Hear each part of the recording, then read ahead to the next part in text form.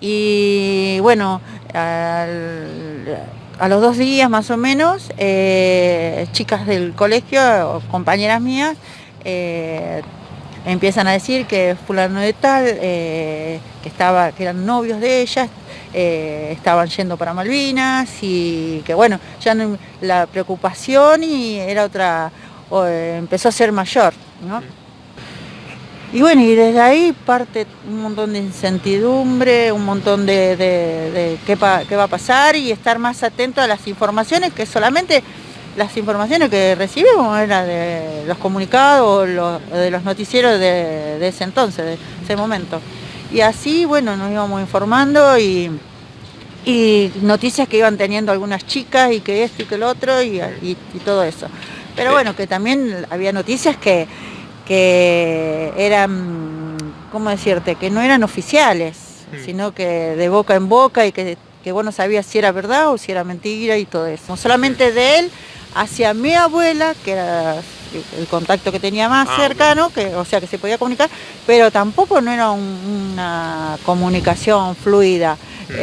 Ponerle que cada 15 días podía mi abuela tener alguna noticia o algo así, porque bueno, la hermana de mi papá era quien se movía más en saber todo eso sobre su hermano. En ciertas situaciones, bronca porque veía bueno, que había gente que ni sabía de Malvinas, ¿viste? Y otras que seguían su rutina y bueno, y eso a mí me generaba como decir, pucha, no sé si porque bueno, en la situación que yo vivía de tener familia, amigos, eh, tal vez era otra lo que sucedía en mí, ¿no? La preocupación sí, y había preocupación y bueno, eh, ¿cómo decirte? Cuando hubo una campaña que se llamó Las 24 horas, que se hacía la televisión desde Buenos Aires, pero otros canales de las provincias también se juntaron para recaudar cosas, llevar, ¿viste? eh, Rosario ayudó mucho, mucho. Y con respecto a mi tío, bueno, él llegó a Campo de Mayo, nosotros estábamos en Rosario, pero yo tengo, por ejemplo, que él nos contó que fue muy triste, de mucha bronca, porque no había nadie, y bueno, y al poco tiempo él tomó la decisión de dejar la carrera que él quería, que él estaba, vio, no sé, supuestamente él sentía mucho también, mucha bronca, porque compañeros de él fallecieron, y bueno, y se dedicó a otra cosa, se fue del país incluso, él se radicó en Brasil. Bueno, y para finalizar, Re feliz, yo iba mucho a tomar mate con mi abuela todas las tardes, y fui re feliz a contarle a la abuela que habíamos recuperado las Malvinas, y que eran argentinas y que esto que lo otro, que estábamos todos contentos, y que la abuela me contestó una cara re triste y me dijo, vos no entendés que seguro se viene una guerra. Y yo la quería convencer de que estaba bueno, que la Plaza de Mayo estaba llena y que la gente estaba contenta y que las Malvinas eran argentinas y que al fin se había hecho justicia. Y ella trataba de explicarme, yo cerradísima con que ella no entendí. Y después, bueno, me acuerdo mucho los comunicados de la guerra que en Canal 7, que o sea, te daban el comunicado día a día de lo bien que íbamos y todo eso. Y me acuerdo eso, de sentarme a escuchar los comunicados, y que era la única en casa. O sea, todo el mundo escuchaba, pero era como que a mí me atrapaba eso, ¿viste? Y después de la guerra, bueno, sí me acuerdo las 24 horas por Malvinas, que la gente hacía colas para donar cosas impresionantes, que donaban cosas que nosotros ni teníamos, que eso yo no sé, te donaban, no sé, televisores color, bajaban de un auto, tres, cuatro televisores color, cosas así, ¿viste? O cosas de oro, cosas, y era todo el tiempo, o sea que veías como montones de cosas. Entonces toda esa etapa, bueno, qué sé yo, y después sí, como que por ahí cuando veías en la tele Nicolás Casamseu o gente así que veías por ahí el panorama de guerra, viste, como que ibas entendiendo que no estaba tan bueno. Pero tampoco te mostraban cosas terribles. O sea, no, te mostraban como una cosa más de ganadores, ¿viste? Así que eso. Y después, lo que más me empezó a pegar después fue la posguerra, cuando veías a los veteranos los primeros años, ponele que los veías re mal económicamente, o sea, que vos decías, no, hay algo que no estamos entendiendo, ¿viste? Como que yo era re chica, no podía hacer mucho, pero que vos decías, ¿cómo? ¿Viste? Andan en los trenes vendiendo bolsitas, ¿viste? Cosas así que, o sea, en mi mirada de niña o preadolescente, como que había que tratarlos distintos. Hizo la patria con la propia vida. Después me genera, ya te digo, mucha impotencia y mucho enojo el tema de que no se malviniza lo suficiente.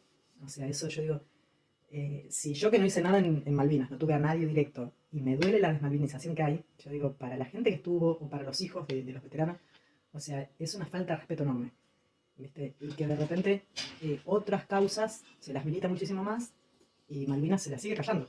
Porque hubo todo un...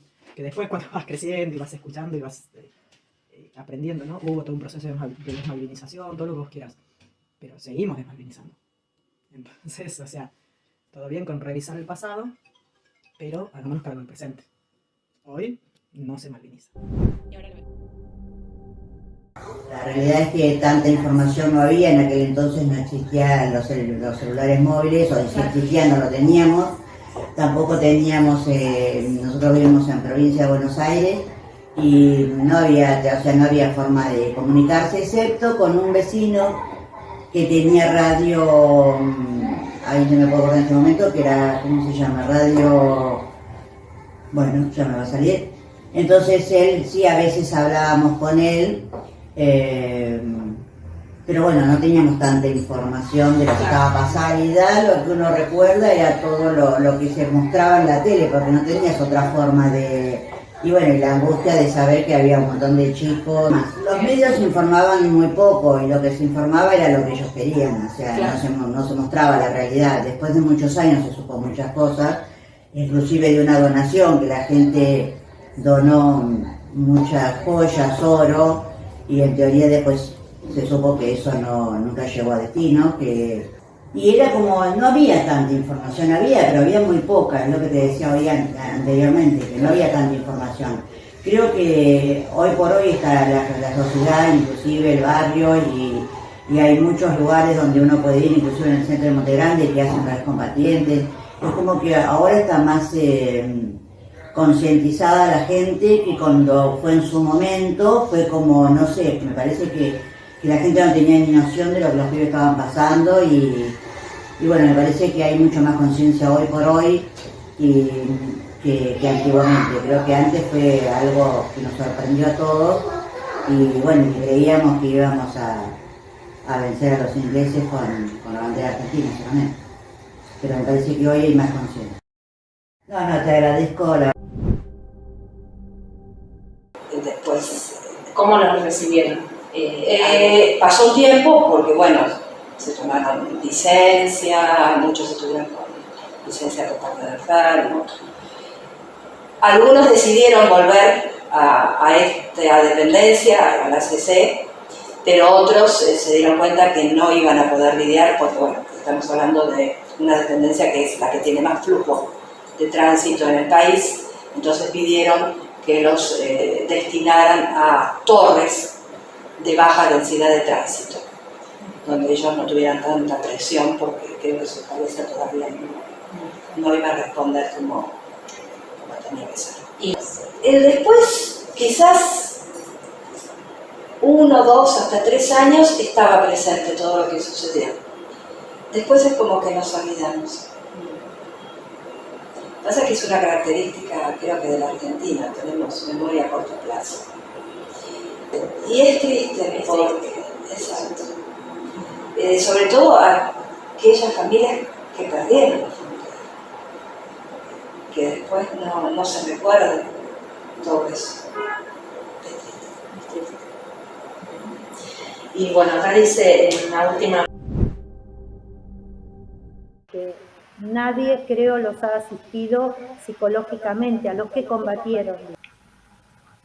Y en esa época éramos como las mujeres, no estábamos acostumbradas a reunirse o a hacer un grupo o a expresar lo que uno le estaba pasando. Era como más solitario el tema. cada uno lo vivió de diferentes maneras. Son seres olvidados, son mujeres que estuvieron a la par del hombre y nunca, creo yo, desde mi humilde opinión, nunca estuvieron reconocidas.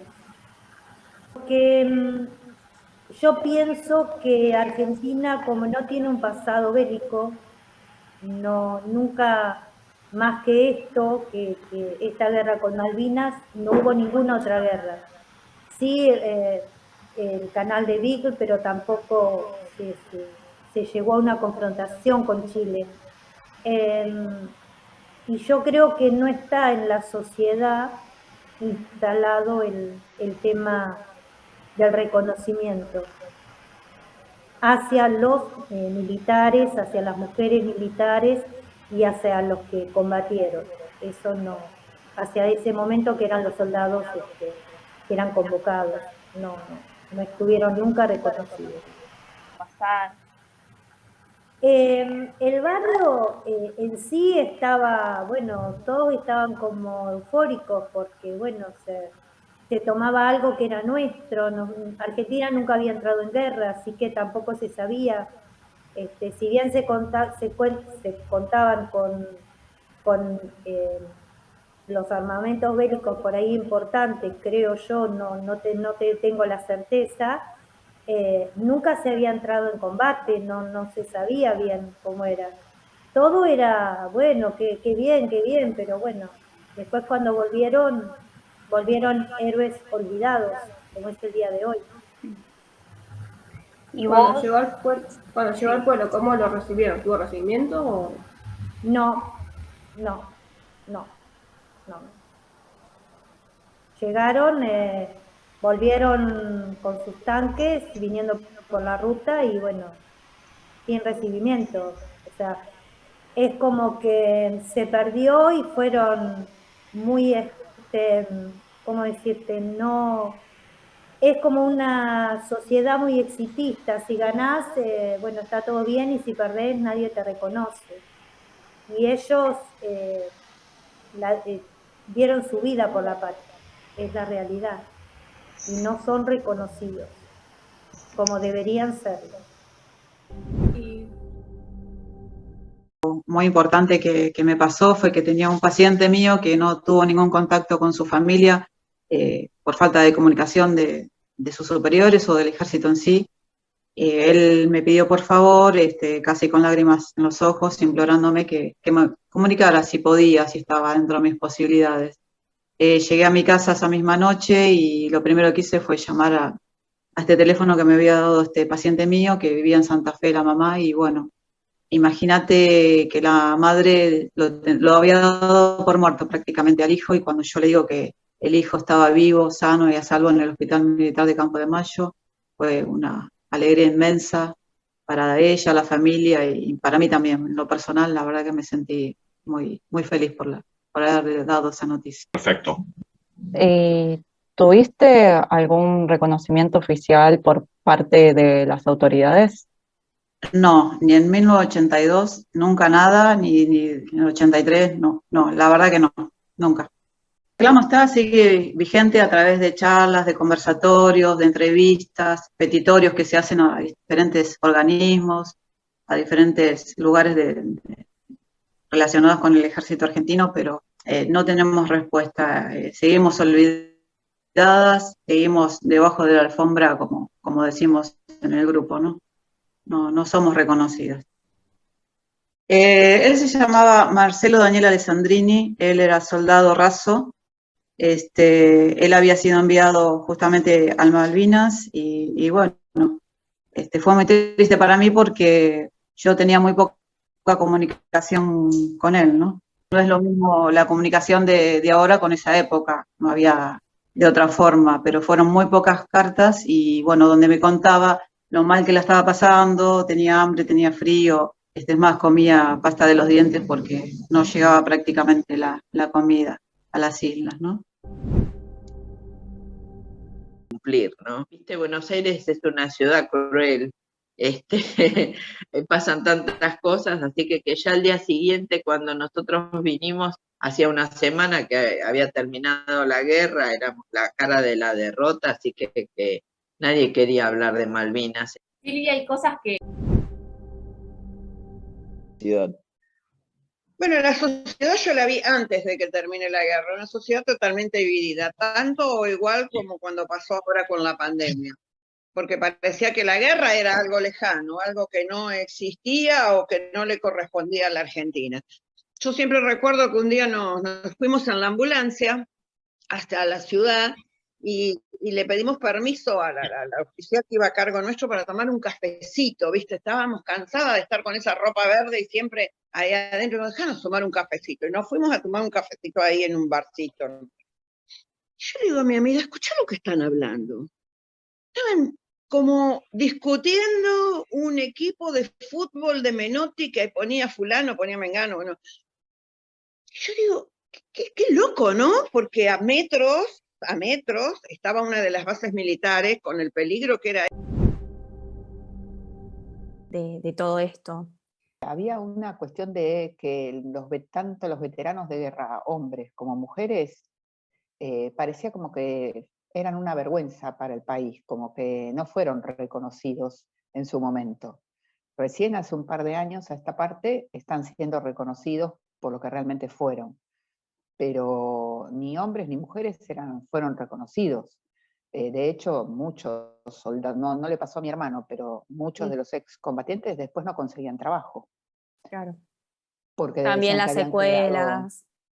Que les habían quedado secuelas de la guerra, psicológicas, bueno, físicas también algunos, pero, a ver, en vez de ser reconocidos por la sociedad y por el Estado, ¿no? Como sí, héroes de guerra, todo lo contrario, eran más bien escondidos y tapados, y mucho más las mujeres. Y la gente lo vivía como con alegría, y como que era toda una fiesta, y nos venían y nos preguntaban a dónde estaba mi hermano, si sabíamos si iba a venir de Franco, y nosotros no lo vivíamos con esa misma alegría, nosotros lo estábamos viviendo de una forma dramática.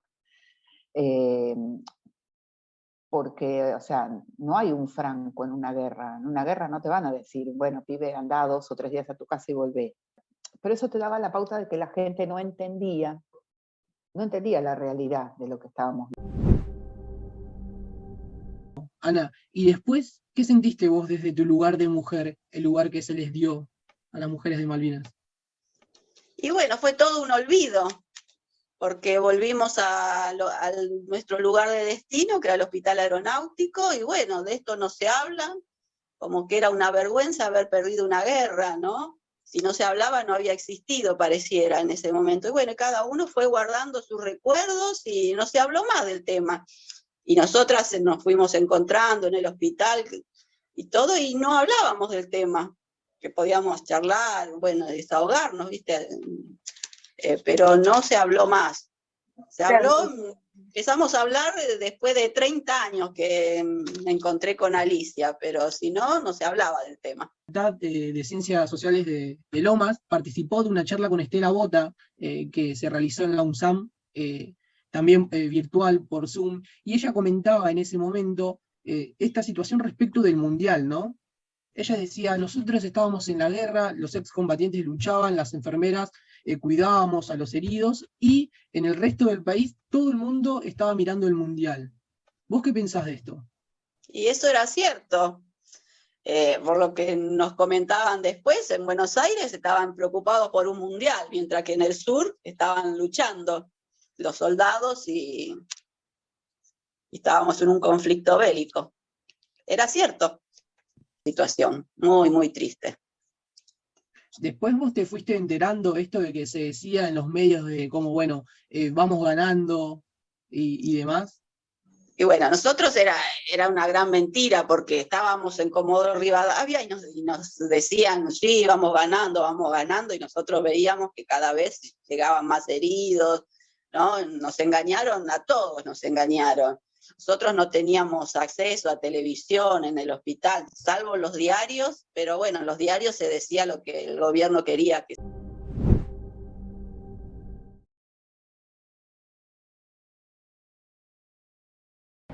Yo lo que más recuerdo que, bueno, cuando recién pasó que tomaron las Malvinas, la gente que no tenía conocimiento de lo que era una guerra o de lo que iba a pasar, era aplaudirlo, Galtieri, Galtieri, todos recontentos, estoy orgullosa que mi hijo vaya a las Malvinas, y como que, claro, no razonaban de lo que era. Y cuando terminó la guerra, bueno, se llenó la plaza a gritarle Galtieri, borracho, mataste a los muchachos, pero primero fueron a aplaudirlo así, como a darle apoyo de lo que había hecho estaba bien. ¿Y por qué pensás que fue eso? Que la gente... Porque uno no sabe lo que es una guerra, nunca tuvimos una guerra, no sabemos, y por ahí se pensaron de que, bueno, se tomó las Malvinas, ya está, no van a entrar los otros. Pero no era así. Hay que ver cómo la gente lo pensó.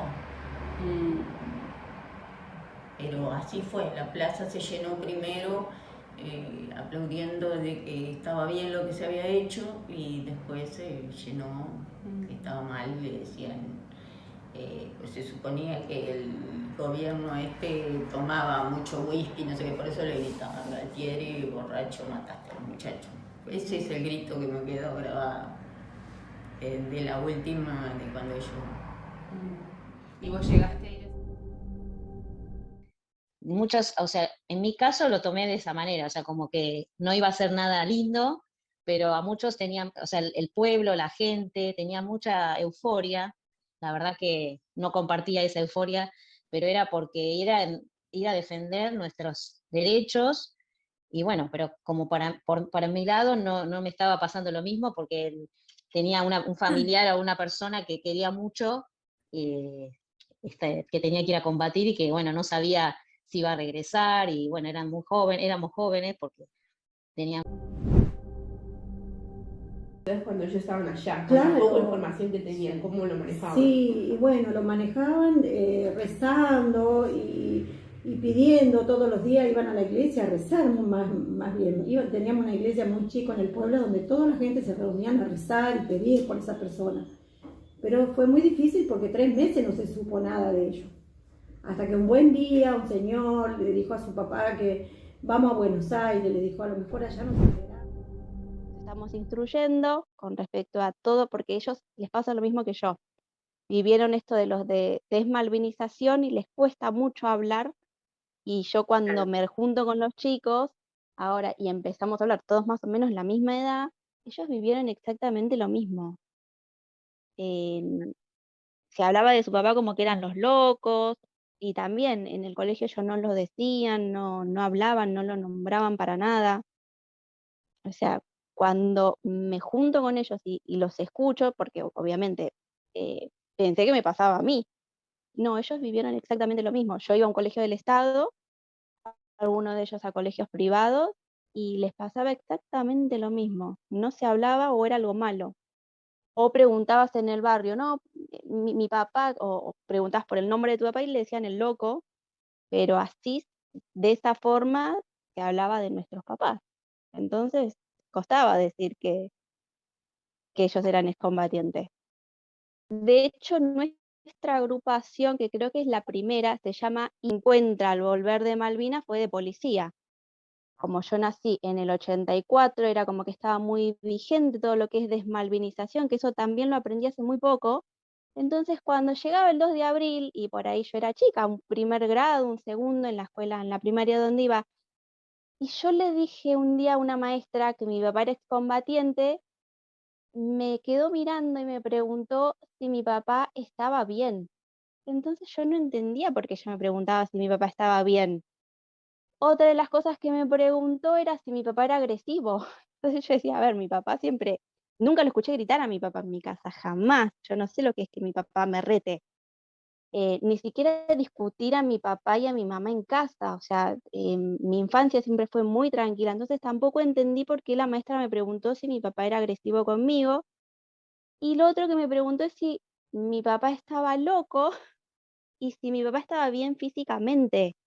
Entonces, ante esas preguntas es como que me fui cerrando, y durante mucho tiempo no decía que mi papá era excombatiente, porque no fue la única docente que me hizo este tipo de preguntas. cada vez que me cruzaba con un adulto y yo le decía que mi papá era excombatiente, o sea, como cualquier niño, ay, sí, mi papá estuvo en Malvinas, mi papá es policía, porque mi abuelo fue policía, entonces yo orgullosa de que mi papá era policía, porque mi abuelo era policía condecorado y tantas cosas lindas que había escuchado hablar siempre de mi abuelo, eran como que eran dos cosas malas que yo estaba diciendo en ese momento.